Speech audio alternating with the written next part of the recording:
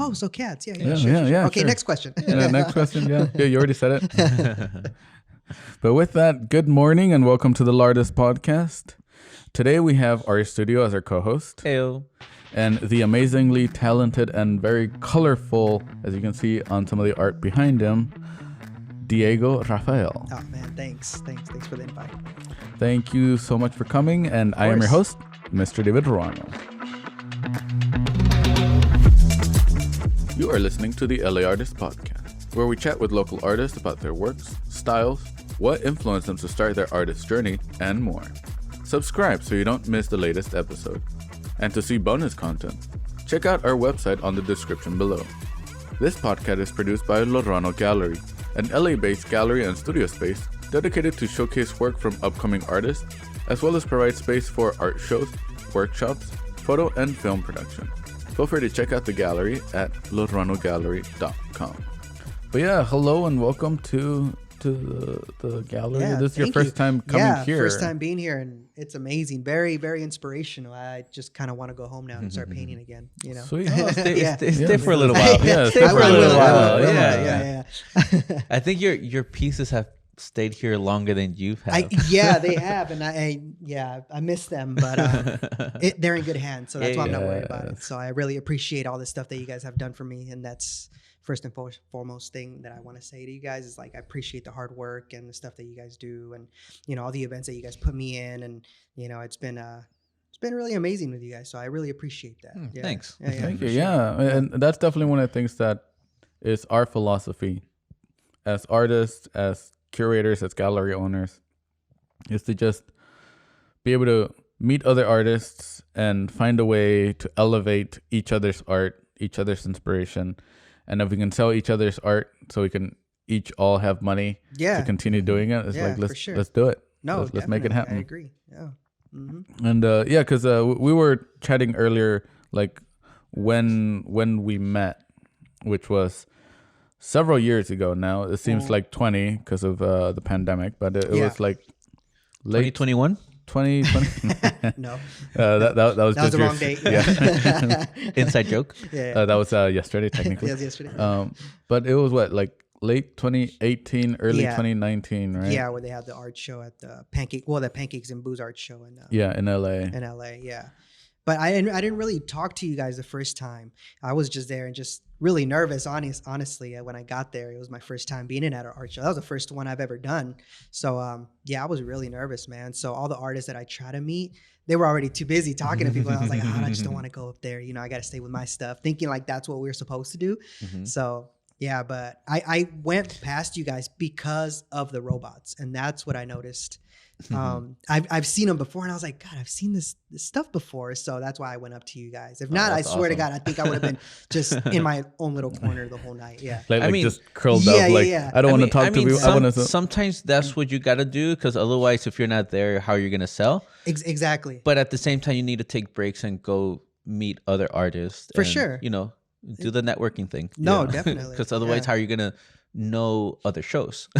No, exactly. And I think that's what I learned my first art show is that I want to get connections with other artists, because if not, well, I'm just going to be by myself the whole time. I'm not going to, it's all about trying to learn something new, and that's what, like, I would look at your stuff and like, how did he do that? Or like, it's all about just learning and, talking to different artists. And I think that always helps me, evolve in my artwork, or like you'll see something new in my pieces and it's because of this person that taught me how to do that, or showed me a new style or anything like that. And that's what I like to do. I like to do different types of styles. So when people ask me like, what type of style do you have? I was like, man, I'm just everywhere with my stuff. So I can't really tell you what my style is unless I you got just that call Diego it urban style. Yeah, there you go.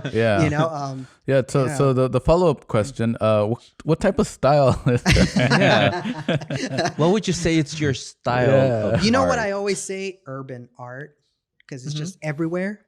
I can see that. Just a little bit more just freedom, I guess you could say. Because it's stylized. It's very stylized. It's very like illustration, almost graphic. Yeah. Graphic illustration. But then it has hints of like some of my other pieces, like they have hints of like tattoo style, which Yeah. is like really perfect. And usually urban art is a little bit just out there, just splat and smears and stuff like that. So which like I would even categorize like some tattoo styles to be more like graphic art, where it needs the black borders, it needs the outlines and stuff like that. For sure. And you do a lot of that in like even marketing for logos and for just graphic illustrations in general. Yeah. It's like it always has that element of a black border, black outline to just make it pop and crisp. Exactly. And that's what I always go for when I do these black outlines or darker outlines, and makes the colors pop that I'm, using for my canvas. Yeah. And so with that, like, when did you start like developing that? Because I know we talked a little bit about like as a kid you would like do some drawings, some art and stuff like that, but you got into paintings and other things like later on in your life. Yeah, so basically, like I said before, from third grade, I remember when I started drawing and sketching and stuff like that, till high school year 2006 is when I stopped going to high school. And then before that was all just sketches, black and white. Didn't do anything with color, didn't mess with color, because I knew I had problems with my eyes because I have this Duton color blindness. So it kind of messes, the shades of one tone color, like the tones of colors like kind of messes me up, and it'll just turn into one blob of one solid color.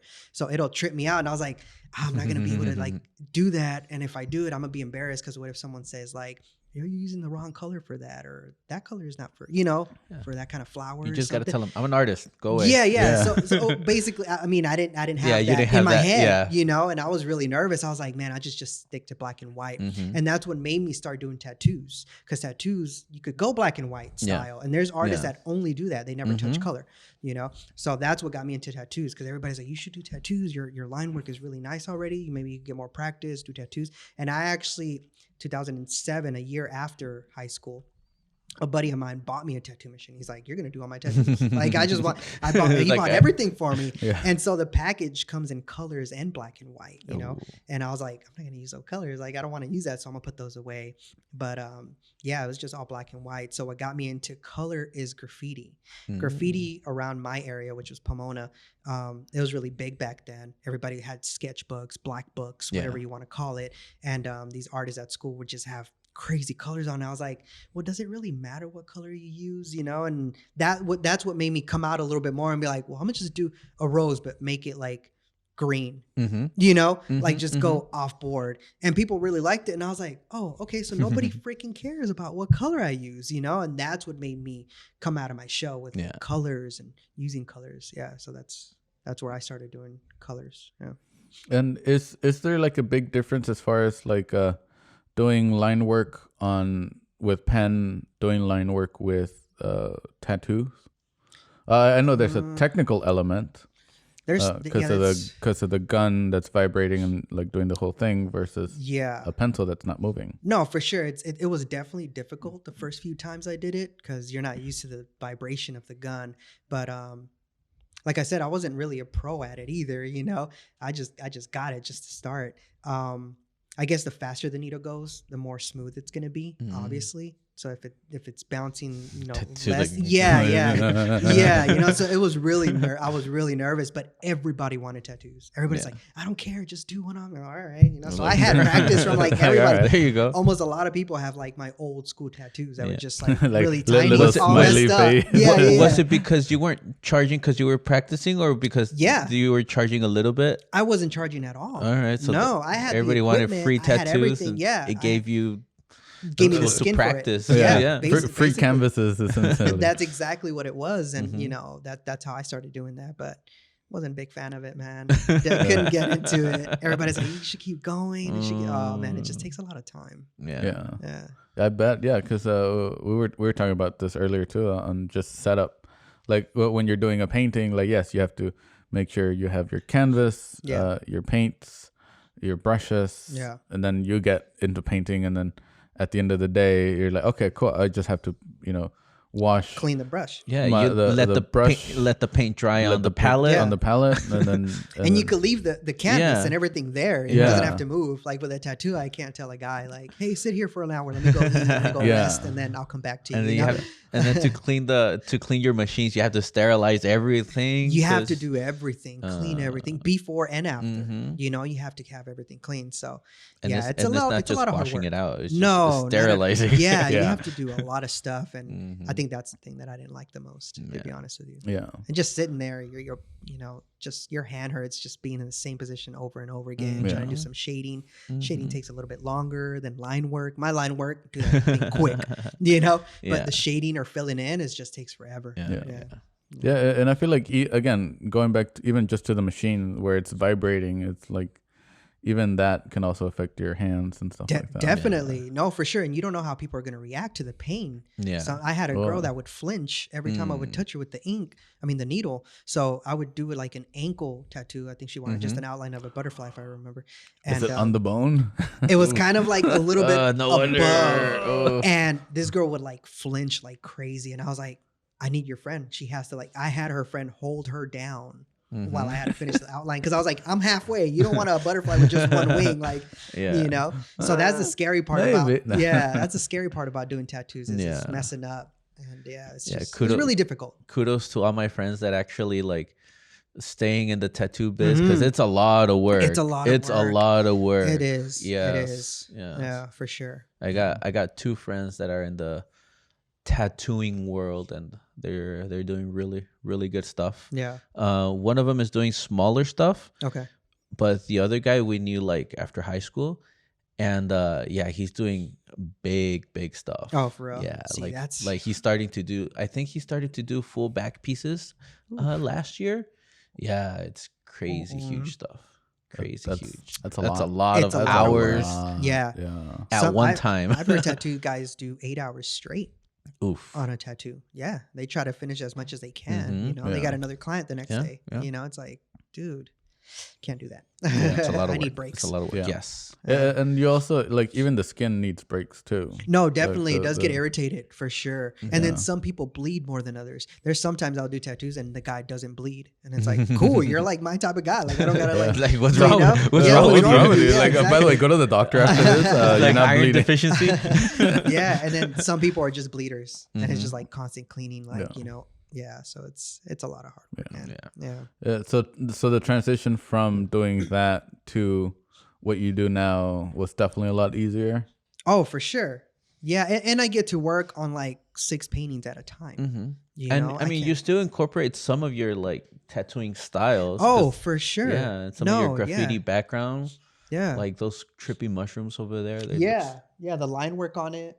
I have a few other new ones that I definitely should have brought, like this one, especially the fish. The koi, every little outline is all tattoo style, very clean. You know, like that's what I get it from, and that's sick. So I like to collaborate like messy work with like nice, fine outlining work. Yeah, for sure. And have there been any influences or inspirations from other, whether it be tattoo artists or other artists in general? There's a guy that I was watching Tattoo Inc. when I was doing tattoos. His name is Derek Hess. He's also a tattoo artist, but he also used to do a lot of sketchy, like messy artwork. Okay. And it looks so nice though. His sketchiness are amazing. His sketches are awesome. So he's been a big inspiration. And when I first started doing tattoos, not doing the messy tattoos, but his line work was really awesome. Yeah. So he was probably like the first one that I started like following and looking at his stuff, and that's when I like started doing more tattoos. Yeah, that's so cool. Yeah, and did you go to art? Or did you go to art? Did you go to art? Did you go to art for school, or do you go to school for art, or was it just practice? Like, I cannot do art classes. It was my senior year. Never took an art class. And my English teacher was like, dude, I need to get you in an advanced art class. You got to get in there.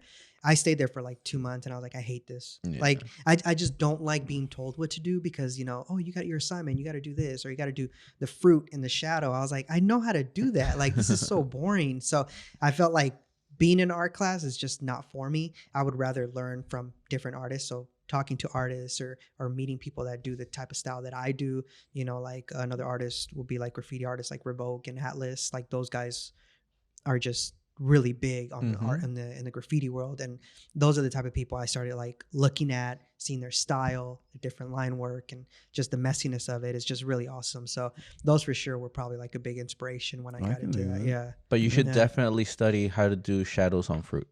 Yes. Oh man, Comes in handy. It comes in handy none of the times. None of the times. Yeah, I know, right? So I felt like I did the art institution in Ontario for like 2 years. My mom and my dad paid for my programming, and I was like, they would send me stuff through mail. So the art teachers out there would look at it and they would be like, oh, you didn't do this right, you blah blah blah. It was so boring. Like they made me draw like a bunny or something like that, and they gave me like a graph paper. They're like, you gotta draw the bunny. Oh, it wasn't for me. Like none of the classes. Every artist is different. It's different. It's like your art style. It's more illustration, somewhat flat with some flat shadows, for sure. And there's other artists that are going into realism, which is what you would need the apple in the painting the fruits. That work is for artists that want to do more realistic work, 3D. And so it's every artist needs a different type of homework to refine their own art. For sure. Yeah, for sure. Because it is one of those things where like you just said it, where like school, it's good to know fundamentals, but that doesn't mean you have to go to a specific school for a specific amount of years. Yeah. And as soon as you graduate, you're gonna be an artist. Like no, that's just practice. Yeah. And one of the biggest, because like we went to high school, and most of our art schooling was in high school. Oh, okay. And most of it was like one of our favorite teachers, Mr. Higgins. He would teach us in a college level art style, a college level art style where he would grade us like if we were in college, even though we were still in high school. Yeah. Because he saw our potential. And one of the things that he would tell us was like in college, they're going to tell you the same thing, which is practice. Practice. Yeah. And then so he would encourage that on us, where it's like, yes, draw the fruit, draw the thing to get fundamentals. Yeah, for sure. But if it's not your style, don't draw the fruit. It's really not going to help you out. Don't draw that. Yeah. It's like develop your own style, develop what you want to draw. Yeah.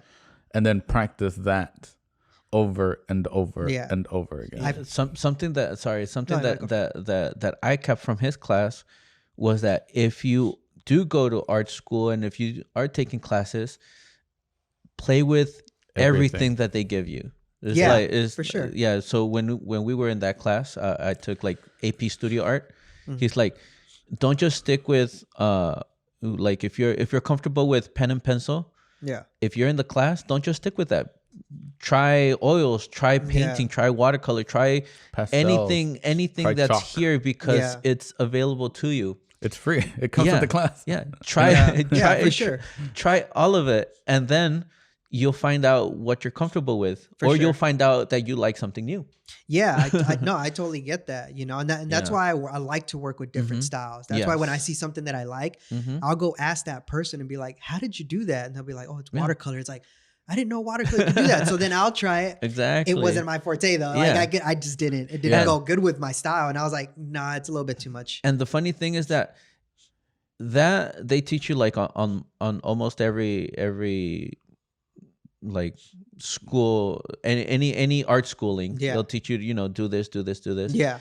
But you don't need to go to school to be able to practice with anything you want. Not at all. No, not at all. You just got to really like doing it. That's it. Like you said in the last podcast, do what you like. I always hashtag do what you love, because if you're not, then you're not going to want to learn more from that. And if you feel a little too comfortable and you want to challenge yourself, then try something new. Go out of the box, always. But go to your own pace.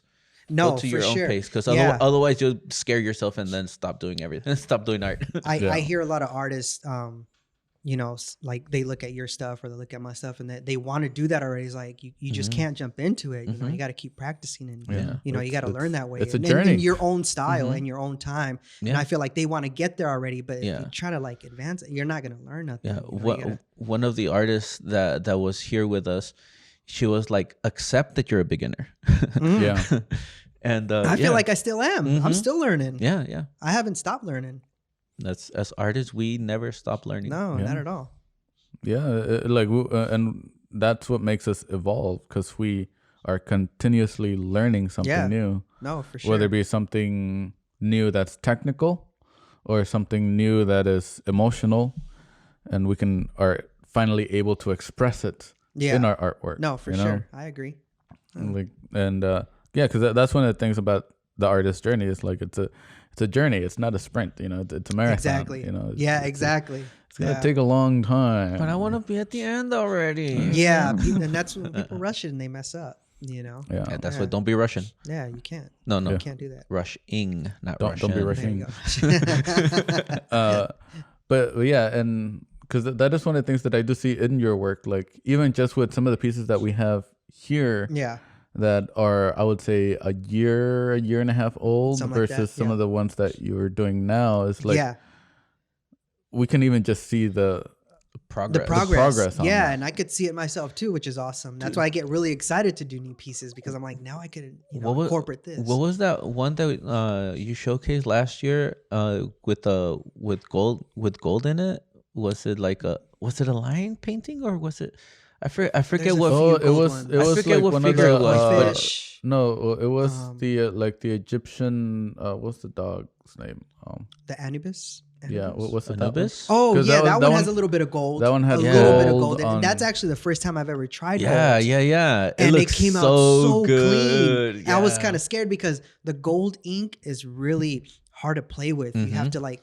So what the way I do it is I let it sit, let it dry, and then redo it again. Let it sit, let it dry, and that just gives it that smooth. Yeah. Oh my god, it came out so good. And actually, it's a funny thing. I want to do another one of those, but bigger size. So there you go. Yeah. So we see like from some of the stuff that we have here to that one is like a big jump. Yeah, no, for sure. And that's when I started like to incorporate gold flakes. Such a hard thing to work with, but I'm getting a little bit hang of it. Still kind of. Are you gonna have some gold on the new stuff? I actually do. The latest one is the Mega Man one. He has a gold eye, so I added the gold flakes on that. Still a little bumpy because I'm still trying to learn what glue is much more smoother to work with. Okay, because it's really hard to figure out which one works well. And that one probably has a latest one. That's why I use gold leafing pens. I don't have to worry about glue. Yeah, see, and this is another thing. I met an artist at this LA party, and he uses a lot of gold. And he told me, go to the Montana shop in LA, and they have this really nice pen that just it's just clean. Ooh, he's like, do you know what brand? It. No, but I messaged him the other day, so he'll come back. Well, Montana. No. Montana has shop, different. It's a shop. But they have a certain gold I remember. There. He said to just ask for like the finest gold they have. That shop is pretty cool. It's so I like that. It's so I've only been once, but the one time that we went, we spent a lot. Yeah. No, me too. Yeah, no, for sure. Yeah, I think I spent $100 in like 5 minutes. I want that. But it's because I want to try different stuff. So I bought like 5 different types of markers and be like, okay, let me try this one, and this one. The one that I like to use a lot is it's a brand called Krylon. And they have a Krylon, yeah. They have a 18 karat gold leafing pen. Ooh. The gold in it is so clean. See, it's really nice. It might be the one that he probably told me about. It's really nice. It's my favorite gold that I've used so far, because I've used some metallic gold and it's too dark, too brownish. Yeah. It's not even shiny. Yeah, I don't like that. But this one's got like the right amount of gold coloring and the right amount of shininess. I love to that. It. Yeah, I need to find me some. So I need to go back and then I like to mix it in with because I like having gold and silver.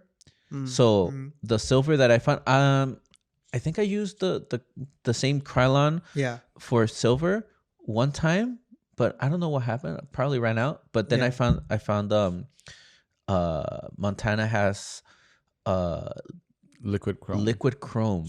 And that thing is that kind of like a mirror? Yeah, that thing is I've seen that. super shiny. Yeah. So that's what I use for my silvers. Yeah. Mm.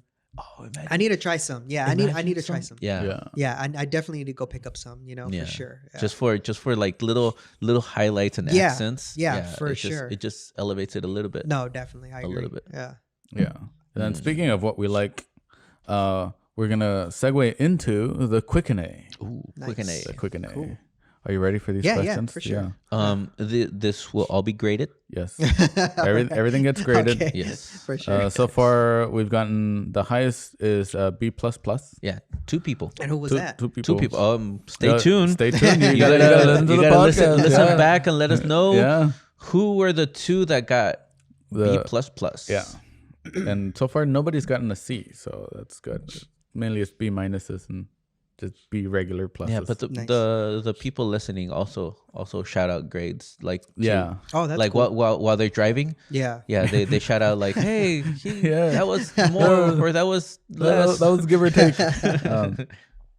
But yeah, so we'll start off with our traditional simple questions. Yep. And then we'll go from there. Pen or pencil? Pencil for sure. Lead pencil or regular pencil? Lead pencil. 0.5 or 0.7 lead? 0.7. 0.7 lead. Yeah. Yep.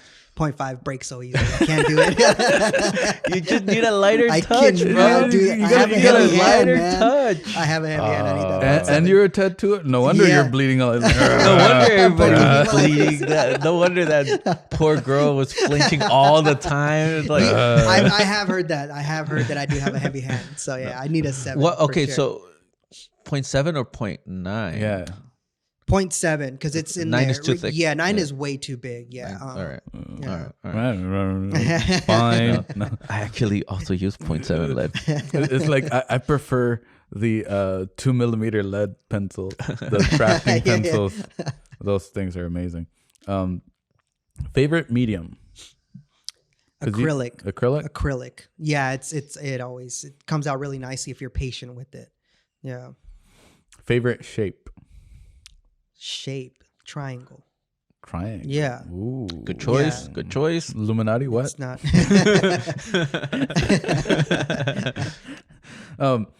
Do you finish a sketchbook or do you just buy another sketchbook? I have 3 that are not finished at all. So And you're thinking of I'm getting thinking another of one? getting another one because now I have like a different style. So now I was like, oh, maybe I should start a new one to do this style. I haven't finished the other ones. They're all black books. Yeah. So just buy another one. Yeah, just buy another one. But have you thought about like going back and trying to finish them, or I you're just gonna just let it go? I try and I have a sketchbook for like 7 years now and still not done. I've heard like at because I've seen on YouTube some artists that are like taking these art courses. Yeah.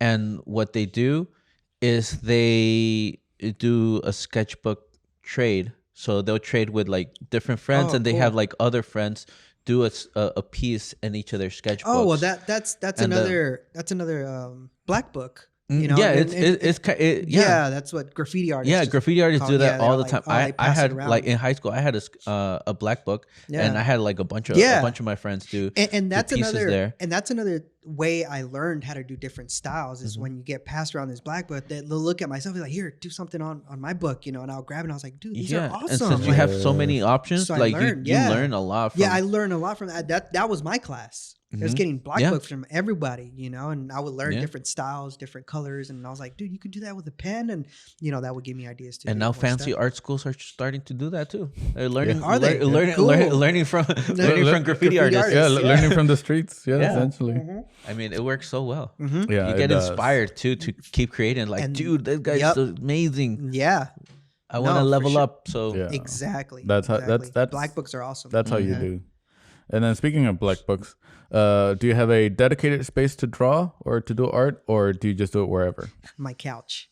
Like my couch is like that's your spot. Perfect. I feel like I want to keep the couch because it's just like the spot. Like I don't move from I could sit there for hours and I'll be comfortable. Nice. Yeah. So I have that. Yeah. I can do that. Yeah. Favorite store?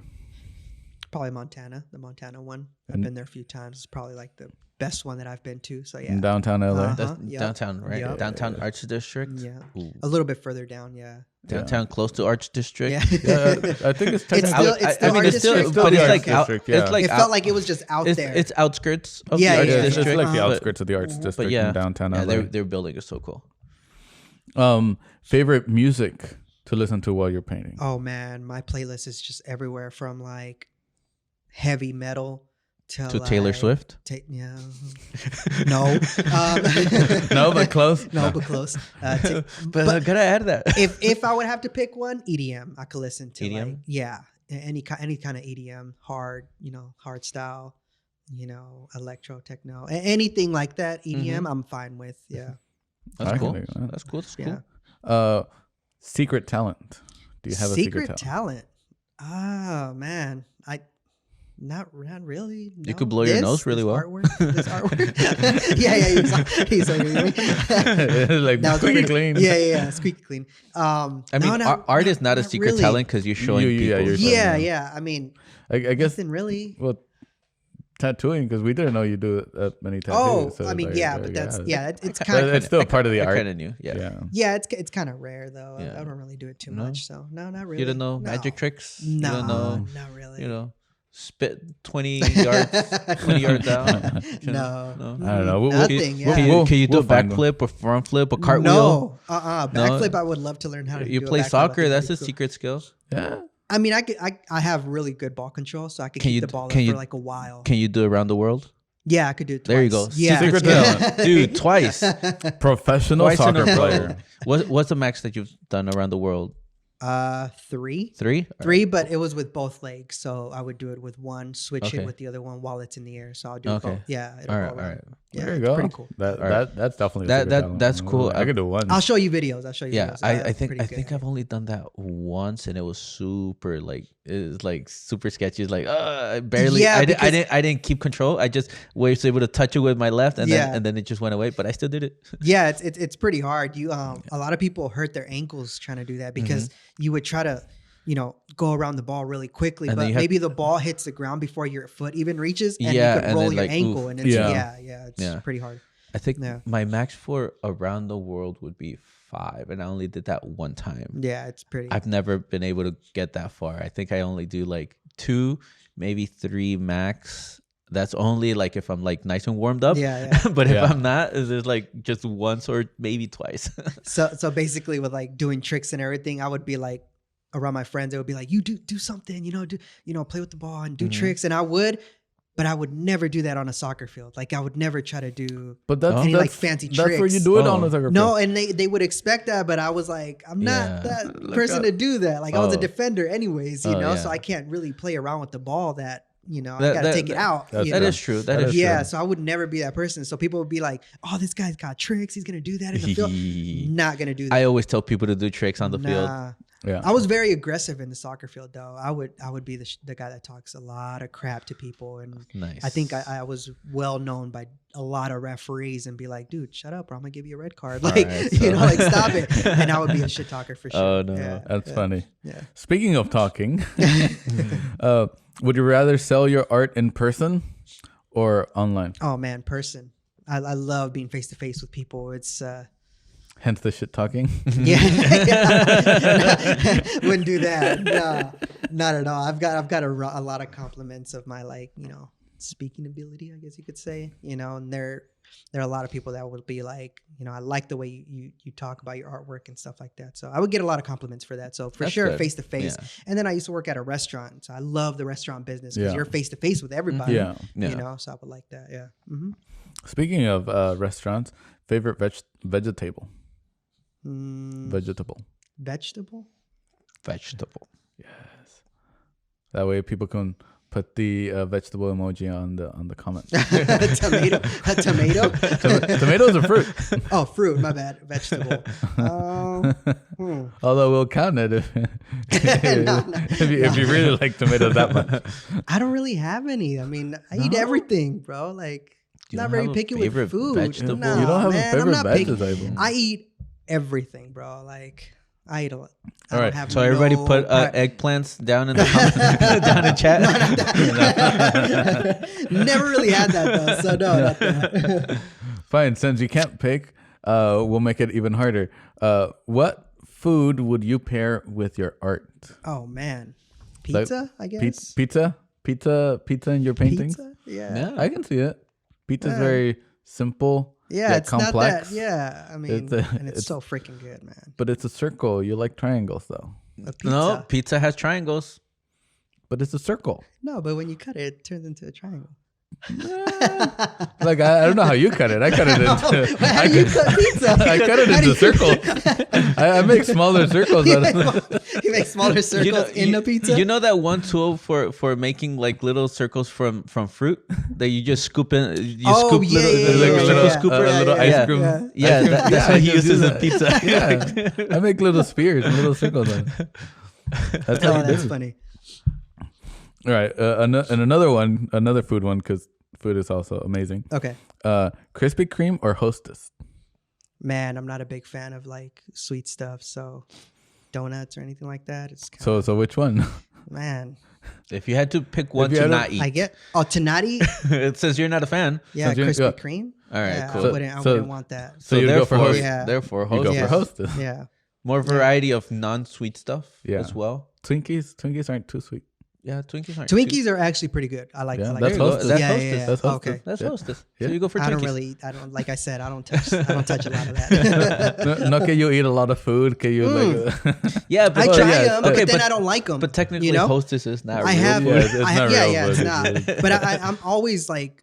I'm always very adventurous with food, so I'll try it if I know it's not gonna freaking kill me or anything. I'll definitely try it. Yeah. And then speaking of Twinkies and their iconic color, what is your most used color that you would say? Like blues and reds. That's the color that you use the most? Yeah, definitely. It's funny because you have a mushroom painting and a koi painting that have light blues and reds. Blues and reds. The hearts. Yeah. The hearts. Teal, blue, teal, and red. They balance themselves out really well. I mean, it's a good color choice. Yeah, but I think red would be like my favorite. It just makes everything pop really nice. Yeah. Red and black for sure. Cool. Oh, beautiful. Ooh, red and black is such a good combo. Such a good combo. It really is. Combo. Yeah. But we'll do one final question. For sure. I'm trying to see which one would be a good one. Oh, this one would be cool. Round, flat, bright, filbert, mop, liner, or fan brush? You went to art school, you know all about brushes. I'm not too familiar. I just buy whatever I can use, but the flat ones are really nice. That's why the question for you is specifically. Yeah. All these, like, which one? Yeah. Have you ever used a filbert brush? No. Do you know what a filbert brush looks like? Not really. No, that's why I don't know. The filbert brush is a flat brush, but it's got a round top. Hate that. I hate those. My line. I am not a big fan of those. That's why I don't have them. You know, that one. I hate it. Yeah, I hate it. It doesn't go well with like what I want to do sometimes, especially when you're trying to get in those like sharp corners. No, not my favorite thing to use. So you're made for sharp corners. Yeah. It's made to round everything out. It's used for portraitures. And blending a little bit easier. Yeah. So essentially flats. Yeah, for sure. So it'd be flats and brights. Yeah. Because brights are the shorter ones. Yeah. I like brights are the shorter ones. Yeah. I can dig that.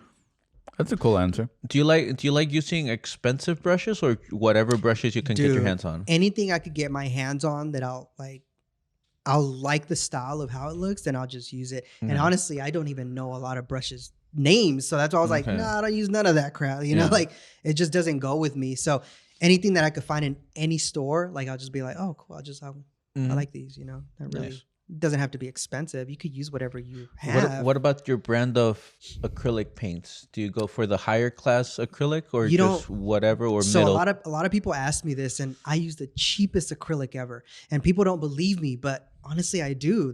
I get so much paint for so much less and still be able to produce that. That's all cheap acrylic. That's like those 75, 85 cents. Little tubs. And those things last me for so long. Like I'm very, very good at making them last. I still have some for like, you know, from a while, and it's still like halfway through. You know, I'm very like, I know how much I'm using, and literally I don't need a lot to do whatever I need to do. Yeah, and I feel like that knowledge comes from tattooing, because again, you have like the ink, you have to make it last. Yeah, no, for sure. Yeah, you get those bottles and they last for a long time. Yeah, definitely. So yeah, any cheap stuff, man. People don't need to buy like expensive stuff. I mean, if you want to, go for it. Like, yeah, there's a lot of good material out there for sure. Yeah. But if you know how to use it, then I find no reason why not. I can dig that. Yeah. So I can buy more paint and there you go. For less. Yeah. For sure. There you go. Up, yeah. It's all about the outcome of it. Yeah. If you can make cheaper stuff look really good. Yeah. Hey. And I just spoke to this lady at this gallery in Manhattan, and she was all like, "That's acrylic?" Like, I don't believe that. She was like looking at my phone. She's like, "That's not acrylic. That has to be something expensive." I was like, "No, it's acrylic. It's like really cheap stuff." Like, you know, it's just people, they want to do one stroke and it's like set, which some of the paints are like that, where you can just do one stroke and it's a solid color. Yeah. You know, you don't need to buy, and that's more expensive stuff. But if you're very patient with it, you layer it over and over, which I do a lot, you know, I'm so used to it, then yeah, you don't need expensive stuff. I can do that. Yeah. That's a good way to end the Q&A. Yeah. Congratulations. You barely passed. For real. I'm like the lowest grade one out of everybody's. Yeah. Audience members, remember to let us know what grade you would give them. Because I would say that, especially the comment about Filbert, that was hilarious. That's definitely a B+ for sure.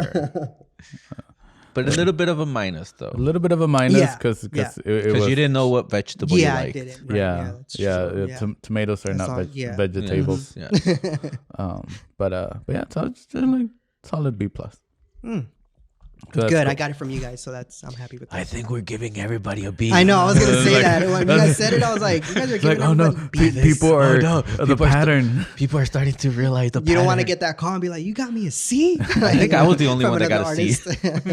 Did I give you? I don't remember. People like you heard the podcast. People remind us what letter I got if I got a letter. But yeah, and with that, we'll segue into our ad break. So a quick commercial break. Yeah. Where are we recording? Yeah, are we still recording? And again, thank you so much for that sponsor for sponsoring the sponsored video. Like, we enjoy your product. Yes, it was tasty and delightful. Yeah, whatever it was, whatever product it is. Yeah, thank you for much. But yeah, and so one of the things that we always ask are the artists that are first on our podcast and for the first episodes and whatnot, because obviously we do want to have you come back onto more podcasts and we'll talk about other things. But one of the main things that we want our listeners to get a grasp of is the artist's journey. And so my question to you would be, where are you in your artist journey? Where do you think you are in that path? Man, it's really hard to say. There's no really. Well, yeah, that's why we're asking the questions. I mean, I definitely see myself growing a lot more right now, and this past year has been probably one of the most biggest years of my art career, because I've been going to art shows. I've been putting myself out there a little bit more, and I feel like this from the past year has been a growth to what's coming up this year, which is a lot of collaborations, a lot of new art galleries that I'm trying to get into. So it's getting to the point where like I'm trying to sell a lot more bigger things, because I used to I mean, you see these are regular size. Yeah, these are paintings. tiny. These are tiny. These are tiny compared to like what you guys work with. So I think like I'm in one of the biggest steps that I have like right now of like growing into being a full-time artist. Yeah, you know. And with that, like what do you say would be some of the next steps? Because like you mentioned bigger paintings. Yeah. More galleries, but like how big? Oh man, I'm Like a museum size where it's like 10 foot by 10 foot. Not there yet, but it's you know what it is? It's like I'm taking my time with because I like a lot of detail into it. And since I do everything by hand, it's not printed or anything like that. It's gonna take me a lot more longer to work on bigger stuff. But I'm working a little bit more with bigger stuff. I think the biggest one I've done was a 32 inch by 46. And that one was probably like the biggest one I did. It's a good size. It's a really good size, and that was, and I did 2 of those. It's close to the one behind me. Yeah, exactly. It's close to the one behind me. Exactly. Yeah, it was something like that, and I did that for a guy in Texas. Okay. NFT guy that he owns an NFT thing. And yeah, so that's the probably biggest one I've done, and that took me a while to finish though. It wasn't like. I mean, you're using your little tubes and your little tiny brushes. Yeah, no, hey, but you know, and I really enjoyed that because it makes me think a lot more about what detail I want to put into it. You know, I'm taking my time with it. I really didn't have a deadline. Well, I actually did, but I was way more. I had a lot of time to work on it. You know, so I didn't have to worry about finishing it up on time. But yeah, I'm getting there. It's growing little by little. The one that I'm working on right now, it's maybe like a 24 by like 30. Okay. You know, a little bit more bigger. Yeah, it's a decent size. Yeah, so it's growing for sure. For sure. I just definitely need the space now, and I noticed that I need the space to hold these canvases because I just can't have them laying down in my living room or anything. Well, yeah, and then painting on your little couch. Yeah. With holding on this giant pan. But it's so funny because I do that. I still do it. Like I'm able to do it like that. I cannot do like the way you have your stuff. Like I can't on standing. An easel? I have to be sitting down and kind of just have it on my lap. Yeah. It works for me. Like I feel comfortable doing that. There's desks that have that tilt. That way you could still be sitting down and have the tilt on the canvas or on the sketchbook, whatever. Yeah. And they have like a pretty decent tilt, so you don't have to be like putting it like on your lap. You can just have it on the desk, and the desk has like different levels, of height. I'll look into that. But I've tried it once or twice, and I'm like, man, I don't feel it just doesn't feel comfortable. I have one, and like it just has stuff laying on it. I don't really use it for drawing anymore. I used to use it a lot for drawing, but I don't use it for drawing anymore. So it just has stuff. So you could have it, so you could put stuff on it, and then still be in your couch, on your couch. Still be on your couch. Yeah, for real. Because it's more comfortable. Yeah. I don't know, man. I've always felt comfortable doing it like that. Yeah. I don't think it's gonna change though. Yeah. No. I've tried different ones, and like I said, but I just feel way more comfortable doing it that way. Yeah, and that's what you want to do. You don't want to be like, oh, this big artist has this fancy easel. Yeah. And I want to do the same thing. It's like they do it because it works for them. It might not work for you. Yeah, exactly. It's like I have my easel here. I've been painting in easels for a while. Yeah. But I take a lot of breaks.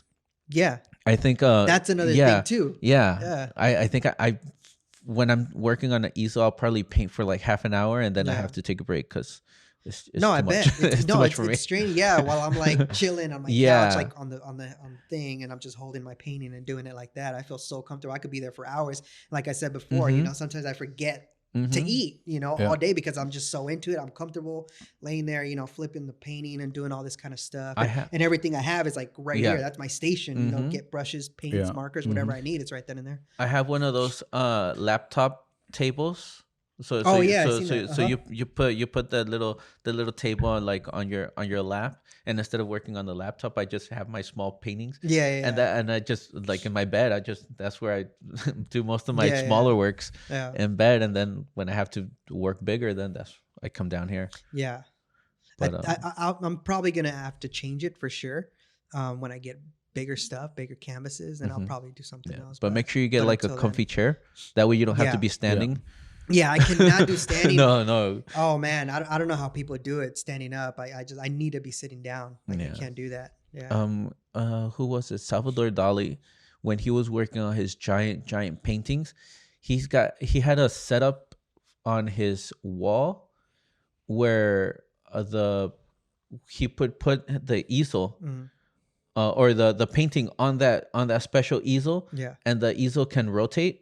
That's cool. like See, that's cool. yeah, Yeah. circle is like circle wise. That's what I need. And then he had his chair kind of like a almost like a hair parlor chair where he can crank it so he could go higher onto the because he was working on giant pieces. So so he had like a little crank so the chair could like elevate up to like 8 feet so he could work on the top, and then he would just put it back down and all that. I would literally need something to like not just rotate, upside down, but I would need something to like kind of just twist like that, I would need something like that because there's certain movements I do with my hand that I won't be able to do it on a flat surface like that. It's kind of like it's kind of awkward, to get that like perfect round. And if you're gonna start doing bigger pieces, you're gonna have to practice doing that without it being like too flat, because otherwise you won't be able to like reach. I noticed that. I had a little trouble with that. With the bigger piece. So you'd have to like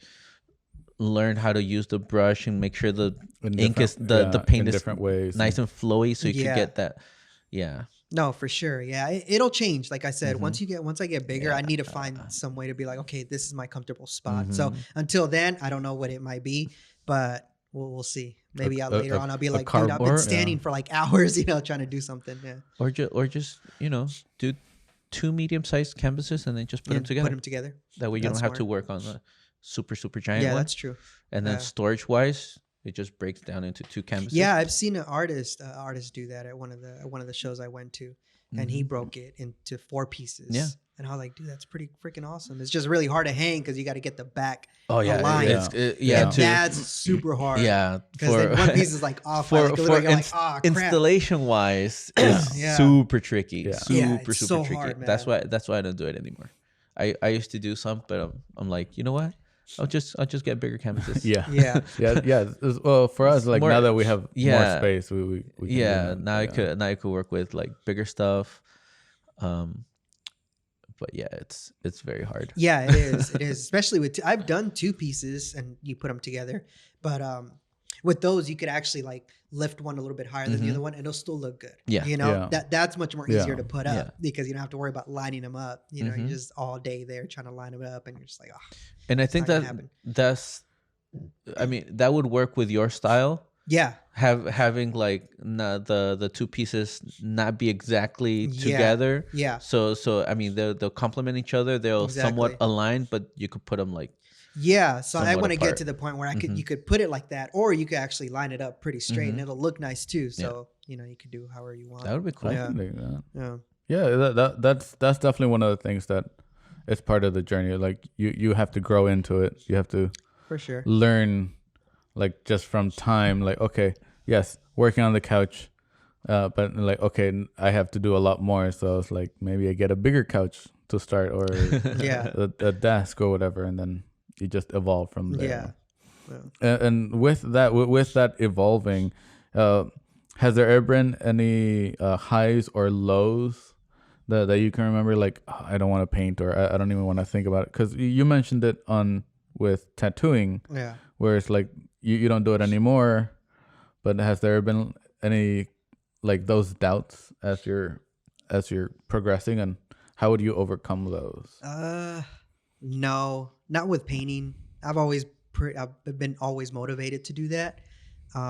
There was a point where I stopped, but that was because of like work and stuff like that, that was like way back in the day though. And I stopped painting for like 2 years, but I wasn't really advancing on it. I wasn't really like, I want to do shows, this was like way back then. Other than that, I'd never really been unmotivated to like paint. I just do it because I love it. That's really much about it. I never doubted myself on that. That's so cool. Never.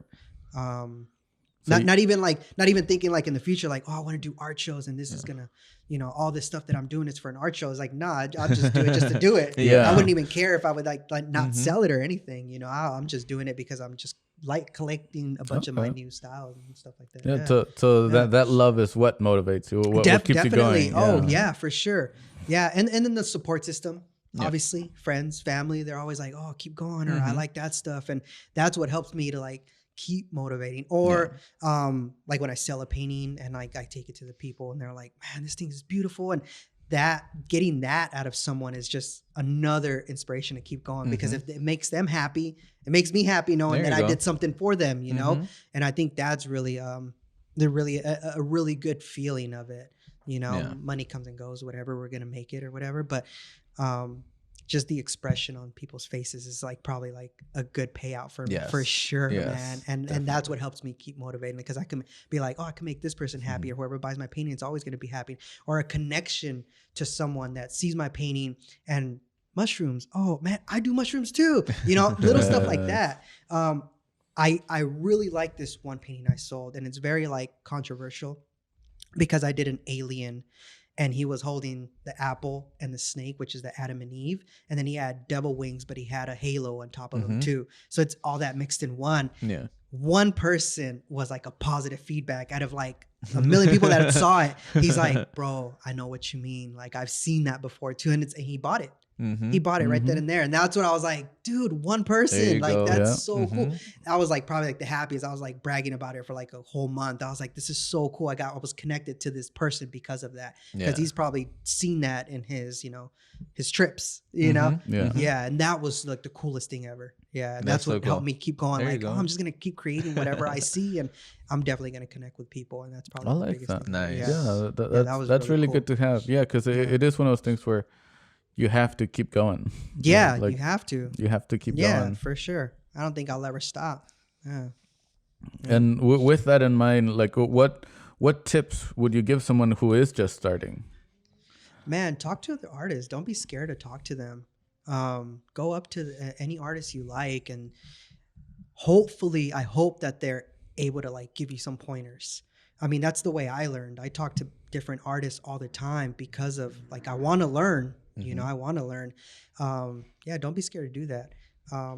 It's probably the best thing I could give you guys, because that's the way I learn. I learn different styles. Yeah, that's a good one. It's really good. You know, some of them are willing to teach you some stuff, and yeah, maybe some don't. I had this like really bad experience with this bad artist.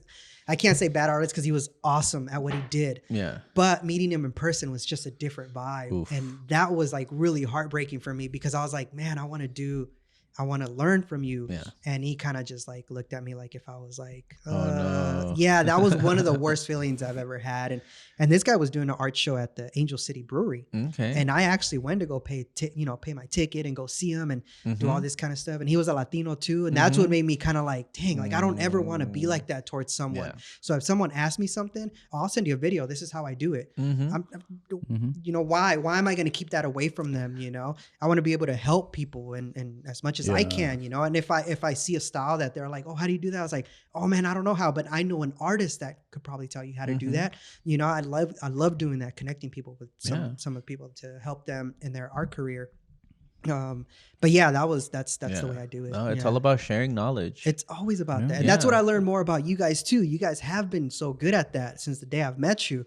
You know, you guys giving me pointers, buying better canvases, how to frame it, how to like, you know, hang it, how to, you know, those little branded hangers and stuff like that. So that's really cool. And I learned a lot from you guys as well. So that's what pushed me to be like, man, these guys really want to help people. So why not do the same thing, you know? And I want to do that for everybody that wants to learn. Yeah, I don't ever want people to be shy to like come and talk to me and stuff like that. So I think at an art show, the guy was like, how did you do that line work? What kind of pen you use?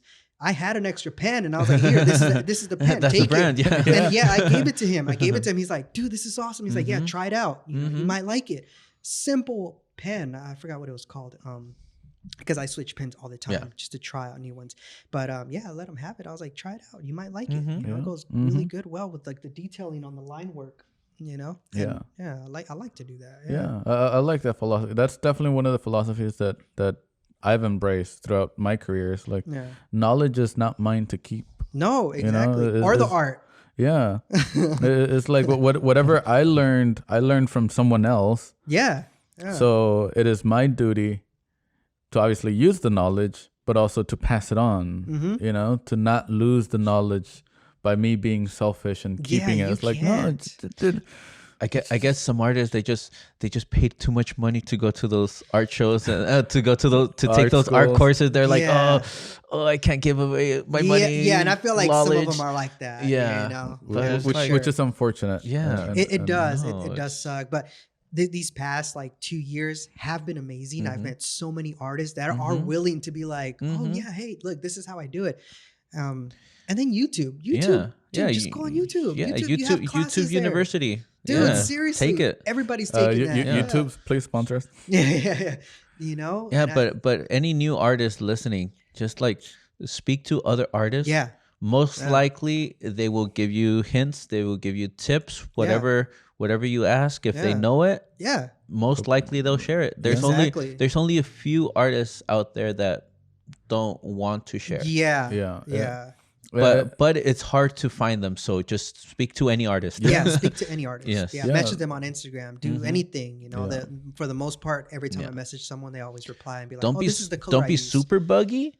No, yeah. Don't be like that person. But if you have like an actual question, concern, or like need to help on something, most likely they will send you sure. including us. Like if you have a question, put on the comments below. Don't message me. I'm just kidding. I actually learned a hard lesson when I was barely starting to do artwork, you know, for art shows. This was way before the first Pancake and Boost thing I did. I knew this guy, and he was one of my best friends, and he actually introduced me to a really famous airbrush artist. His name is Corey St. Clair. And I showed up, oh my God, I'm gonna meet this artist. Like, you know, I was really like invested in his time that I was like really pushy though. I didn't realize I was doing that.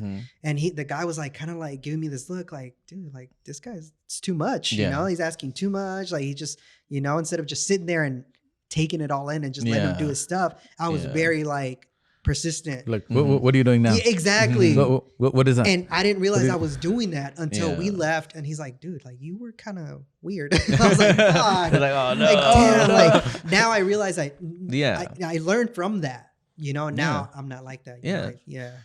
Just taught me a good lesson. Respectfully ask. Yeah, for sure. Don't be clingy. Yeah. I mean, even though me and Corey have this like, I'll message him from, you know, every once in a while and he'll reply, but it's never like, hey, what are you doing? How do you do? You know, nothing like that. He actually was the first one that hooked me up with my first airbrush gun, nice. which is pretty freaking cool. Yeah. So that was really Are you going to be using that? I am in the near future. That was actually one of my newest projects that I'm working on is getting a little, you know, just something small to just get the hang of it. I don't need to go like expensive, but just something to learn from it and see what I could do with it. I have another artist friend that he uses a lot of airbrush for his work, and he's been trying to get me to use airbrush on my pieces. He's like, it's like just add like a little bit of shadow just to give a little bit more 3-dimensional to my robots. Yeah, it's like I'll get to that eventually, probably this year. But yeah, no, it's. Some artists, they just want to help each other out. No, for sure. For sure. Yep. I agree. Yeah. No, but yeah, definitely don't be pushy. Yeah, like, for sure. Definitely ask questions. Yeah, be respectful. Fine to ask. Yeah. And then again, because you're asking a question, listen. Yes. Yeah. Wait for them to tell you the entire story or the entire lesson before you ask another question. and I really don't mind it at all. Like I really don't. I think there was this guy that came up to me on Instagram, and he sent me a message through Instagram, and he's like, how do you do those neon colors? They're so bright and you have them sitting so well. Neon paint is really hard to work with. Yeah. You stroke it, you barely put any paint on it. You know, so I even recorded myself doing it. Like, look, this is how people do it, but this is how I do it. Literally, I put a ton and I let it sit. That's how I get those bright colors. So when you shine the light on it, it looks so clean. It looks so clean, you know? So I didn't even have any problem trying to record myself and then send it to him. Like, look, this is what I do. He's like, oh my God, I didn't know it worked like that. I was like, yeah, bro, you know? Yeah. And you know, I don't mind it. But if you're the one that's like, oh, how do you do those? And then as you're recording, like, did you get my question? Oh, like, are you replying? Yeah. Like, should I answer again? Should I ask again? Man, like, no, like just Honestly, I'm probably one of the easiest persons to talk to. And you could bug me as much as you can. I wouldn't mind helping you out. But that is just, people are different. Me, I really don't mind it. Yeah. No, because of what I went through with that guy. I was like, I don't want to be like that. Yeah, for sure. And because it is a good thing, asking questions is part of life. No, for sure. Asking questions is how you grow. Yeah. And speaking of asking questions, I have another question for you. What artists, like 2 or 3 artists, would you recommend for our audience to check out? Like that have inspired you, or that you want to shout out? Derek Hess, for sure. Derek Hess is my top for sure. One of my favorite artists. I would say Revoke and Atlas, man. I even spoke to Atlas a little bit on Instagram, and he's very chill person. Nice. And he's a big graffiti artist. So those 3, man, Derek Hess, Revoke, and Atlas is definitely someone you should check out. They have different styles, obviously. In the graffiti scene, Revoke is a little bit more crazier. Atlas is just so clean. Like, I love his line work and his stuff that he does in LA. He's still doing it, which is awesome to see. But yeah, those 3, check them out. They're amazing artists. Nice. Yeah. We'll be sure to link their Instagram or their website on the description. So check them out. Yeah. Because again, we want to highlight artists that have inspired us. For so sure. hopefully they inspire others. Yeah. Oh, and Corey St. Clair, obviously. He's an amazing airbrush artist. His car is like legit, like crazy good. He has this if I'm not mistaken, I think he had the 16 Chapel inside his car. Really? Ooh. Oh, that's sick. So dope. I don't know. He had 16 chapels? Yep. It was beautifully done. Even his rims are all like oh man, awesome thing. Yeah, he's amazing. But those 4 for sure. I can do that. Yeah. That's very cool. And then as far as your art, where can we see your art? Oh, well, you can see it on Instagram. I'm actually working on a website this year. So that's a big thing for me this year. That's going to be a whole new thing. I'm excited for that. But you could find me on Instagram at Diegos_vision_. And obviously your guys' page. And Art Row OC at in Anaheim. You could catch me in their page as well. I'm also I have art pieces out there. And then soon in some galleries in I'm Manhattan. getting there. Oh man, I'm so excited. Like I said, I've got a lot of good feedback from my artwork with those people out there in Manhattan and out there at Rodeo actually. Okay, cool. New art gallery that I'm talking to, and I'm like I said, soon, this year is everywhere. Gonna be huge. Soon everywhere. Yeah. Oh, for sure. And we'll definitely put it on the description. So for sure, the Instagram and some of the other locations, and then once you have your website up, we'll put that as well. Yeah, everything's gonna be on it. Yeah. Yeah. And again, thank you so much for being a part of the podcast. Oh, for sure. No, thanks for having me. It was always really, fun. really fun. Yeah. Always fun talking with you. Can't wait to do it again. Yeah. Oh, always. Yeah, for sure. Yeah, we definitely are going to bring you back on some more episodes, as well as some of the group episodes that we're planning, where we have 4 to 5 other artists, so we can all just chat and talk, and hopefully not only inspire each other, but inspire you guys, the audience that is listening, and to just create. Just keep creating. Yeah, for sure. Agreed. But again, thank you so much for being you a part of this. And to our audience members, thank you for listening.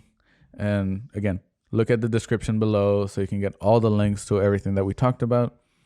And again, be sure to follow us, give us a thumbs up, ring the notification bell, and do all the thingamajigs that you guys do. And you've been listening to the LAArtist Podcast. You have been listening to the LAArtist Podcast. Feel free to like, follow, and subscribe so you don't miss the latest episode. You can see bonus content on our Instagram at Lorano Gallery, as well as our website, loranogallery.com/podcast. Stay creative, keep creating, and no matter what, be passionate about your art.